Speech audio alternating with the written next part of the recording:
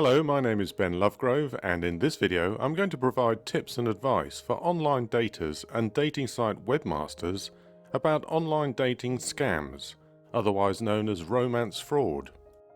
This video is one of a series about creating and running online dating sites, so be sure to subscribe or check my channel for the others. It is an unfortunate fact that with tens of millions of people using online dating sites each year, there are a few people who fall prey to the fraudsters and scammers. The sums lost total tens of millions, but there is also the emotional cost of a broken heart and the shame of admitting to falling victim to a con. Many victims are reluctant to report the financial loss to the authorities because they feel ashamed of being taken in and fleeced. So can you, as a dating site member or a site owner, be more aware of the signs? We are all familiar with the common sense precautions of day-to-day life. We lock our homes and vehicles, we zip up bags in crowded streets, and we have learned to be wary of suspicious emails and phone calls.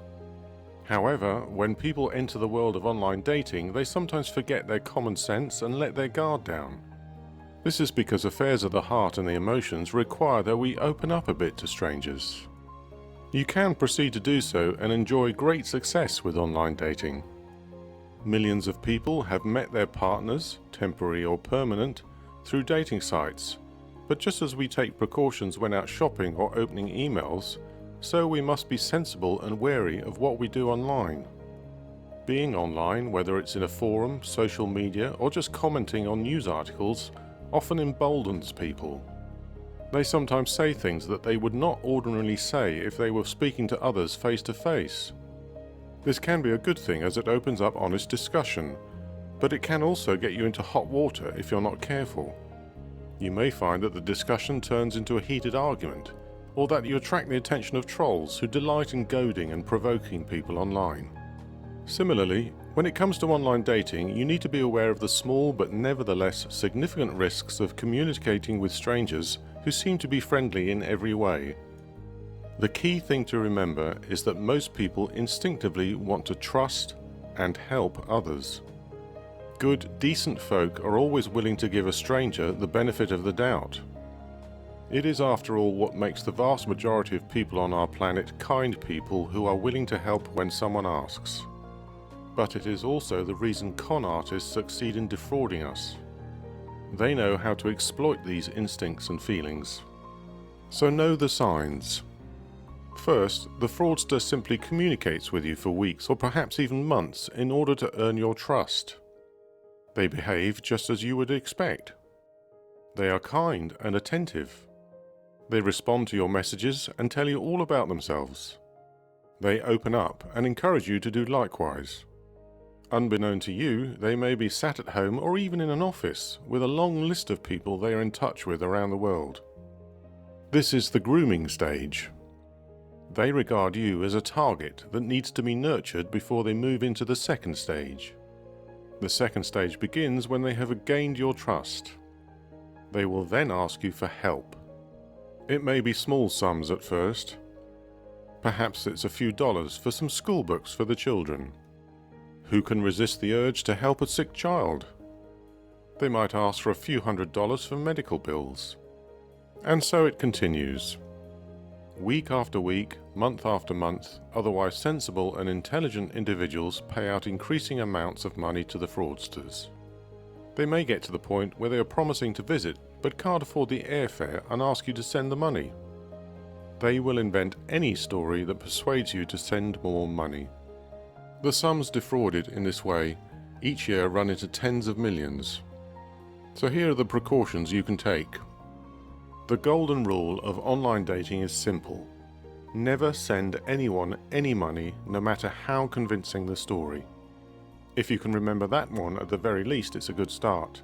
But there are other precautions you can take. Never put your full name, exact date of birth, or any external contact details on your dating site profile where others can see it. You will obviously have to put some of this on when you register, but use the site's privacy settings to limit what other members will be able to see. Always communicate with others through the dating site and defer exchanging email addresses and contact phone numbers until later.